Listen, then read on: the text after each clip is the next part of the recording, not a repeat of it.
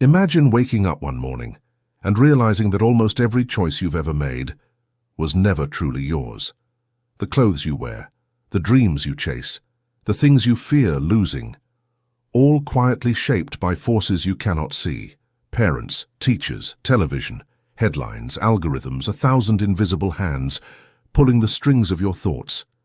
Most people never notice. They live inside a perfectly crafted illusion, believing it's freedom, like prisoners who've learned to decorate their own cells and call it home. But sometimes, just sometimes, a crack appears in the wall. You feel it when you look at your life and ask, is this really me, or just the version I was told to be?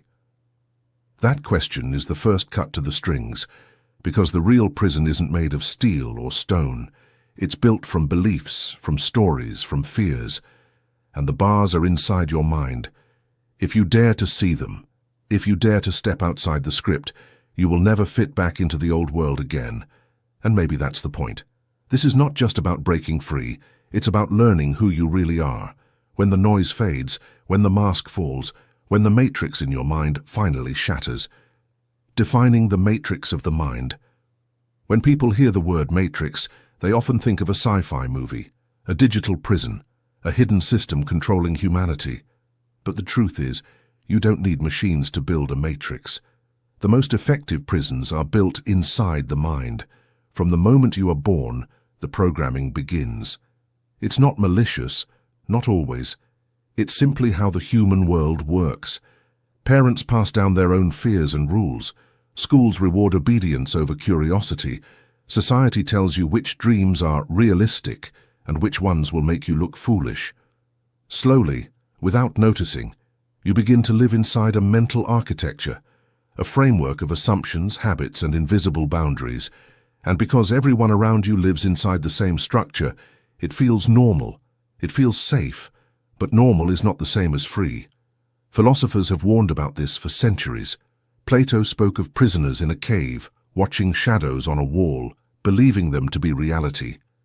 Nietzsche spoke of the herd, people who never question the path because the crowd walks it.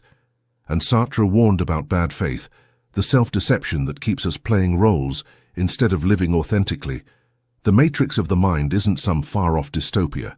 It's here, now. In the way you automatically agree, in the way you scroll without thinking, in the way you silence the questions that make you uncomfortable. But here's the truth. If you can see the structure, you can step outside it. And when you do, the world doesn't just change, you change. How the mind gets trapped. Before you can escape, you need to understand how you were captured. Because no one wakes up one day and decides, I want to be trapped. It happens slowly, invisibly. 1. The first layer, childhood programming. As children, we're sponges. We absorb not only language and skills, but fears, limitations, and labels. A parent's offhand remark, we're not that kind of family, plants a seed that quietly grows into a lifelong boundary. Praise trains us to seek approval. Punishment trains us to avoid disapproval. By the time we're adults, we've learned to measure our worth by how well we fit the script. 2. The second layer, social architecture. Schools teach facts, yes, but also conformity. You raise your hand to speak, you sit in straight lines. You learn that there's one right answer, and it's the one the authority approves. Later, work replaces grades with salaries and teachers with bosses.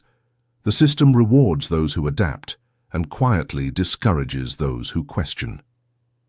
3. The third layer, cultural illusions.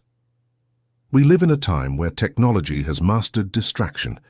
Media tells you what to desire, algorithms tell you what to believe, and comparison tells you you're never enough. We scroll through curated realities, mistaking them for truth, and every scroll tightens the bars of the cage. Philosophically, this is exactly what Plato warned about in the allegory of the cave. People chained in darkness, mistaking shadows for reality. And here's the hardest part. The more comfortable the illusion becomes, the harder it is to leave. The philosophical blueprint for self-mastery. Escaping the matrix of your mind is not a single leap. It is a journey, part awakening, part part rebuilding. And like any journey worth taking, it begins with awareness and ends with action. Here is the blueprint. Step 1. See the matrix. Awareness. You cannot break free from what you cannot see. Begin by questioning the origin of your beliefs. Why do you believe success looks a certain way? Why do you fear certain risks, but not others? Ask yourself, who benefits from me thinking this way? This is Descartes' radical doubt, the courage to strip away assumptions until only truth remains. Step 2. Detach from the script. Deconditioning. You are more than the roles assigned to you. Employee, parent, citizen, consumer. These roles are useful, but they are not your identity. The Stoics understood this well. Possessions, titles, and praise are external. What's truly yours is your character and your choices. Step 3. Face discomfort, emotional liberation. Leaving the matrix feels like betrayal, to your family, to your culture, even to your past self. But as Kierkegaard said, anxiety is the dizziness of freedom. Discomfort is not a sign you're lost. It's a sign you're stepping into uncharted territory. Step 4. Build inner autonomy, self-mastery. Once you've cleared space in your mind, fill it with your own values and guiding principles. Journal daily. Spend time in solitude. Practice mental fasting, periods where you deliberately consume less information. This strengthens your ability to think without interference. Step 5. Act in alignment, freedom in practice.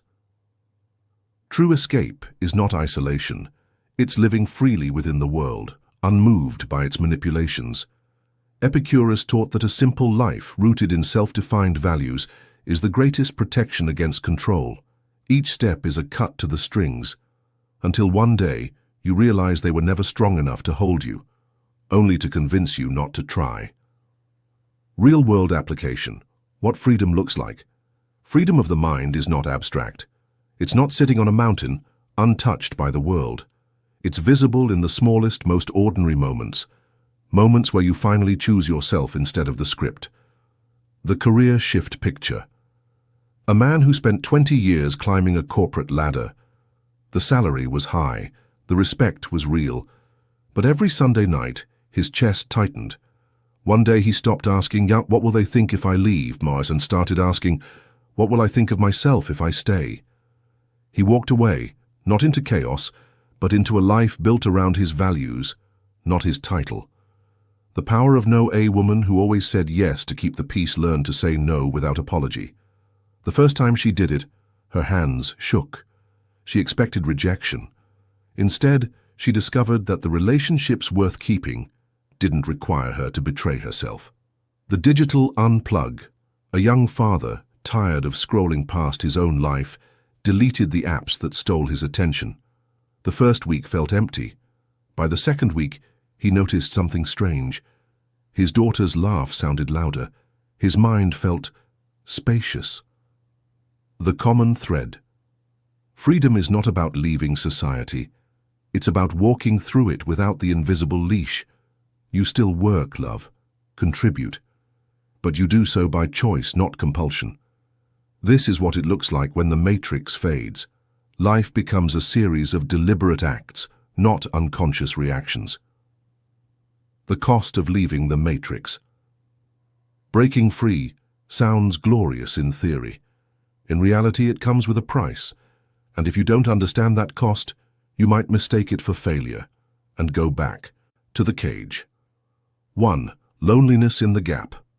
When you step outside the script, you may find that the crowd you once walked with keeps moving without you. Friends might not understand. Family might think you've changed. They're right, you have. But until you find others walking the same path, freedom can feel like exile. 2.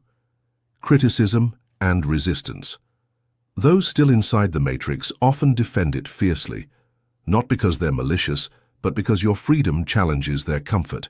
They may try to pull you back, sometimes with love, sometimes with fear. 3. The temptation to return. Old habits are like gravity. When life gets uncertain, the safety of the familiar can whisper to you, "It wasn't so bad. You could always go back." This is why so many who start their escape stop halfway. 4. The courage to be misunderstood. Philosopher Ralph Waldo Emerson wrote, "To be great is to be misunderstood." People may misread your motives, project their insecurities onto you, or label you selfish. You must learn to carry that weight without letting it shape you. The truth is, freedom will strip away the false comfort of belonging before it gives you the deeper peace of authenticity. And that transition is the hardest part. Here is the truth most people never hear. You do not have to dismantle the entire matrix. You only have to dismantle yours. The world will keep spinning. The noise will keep shouting. The illusions will keep tempting you back into the script. But once you've seen the bars inside your own mind, you can never truly unsee them. And that is your advantage. Freedom is not a one-time event. It is a daily discipline. The discipline of asking, "Is this choice mine?" The discipline of pausing before you react. The discipline of removing what clouds your judgment and guarding what sharpens it. The matrix doesn't vanish when you leave it. It stays all around you like a city you once lived in, but no longer call home. You walk through it differently now, alert, awake, unhooked from its control. And here's the most important thing. No one can walk out for you. The door is already open, but only you can step through. When you do, you will discover that real freedom isn't about doing whatever you want. It's about finally becoming who you truly are, without permission, without disguise, without fear. If you've made it this far, something inside you already knows you're not here to live as a shadow of yourself. But awareness without action is just another layer of the cage. So here's your first step. Today, choose one belief you've never questioned, and question it. Where did it come from? Who gave it to you? Does it serve you, or control you? Write it down. Pull it into the light. Even if you don't change it yet, the act of seeing it breaks a link in the chain. And if you want to go further, cut the smallest, simplest string you can find. Say no to something you would have agreed to out of habit. Turn off a screen when you feel the urge to scroll. Spend 1 hour in complete solitude, listening for the voice beneath all the noise. Then, watch what happens. Because the journey out of the matrix doesn't start with an escape plan. It starts with a single, deliberate choice to stop living on autopilot. The door is open, your mind is the key, and the rest of your life is waiting on the other side.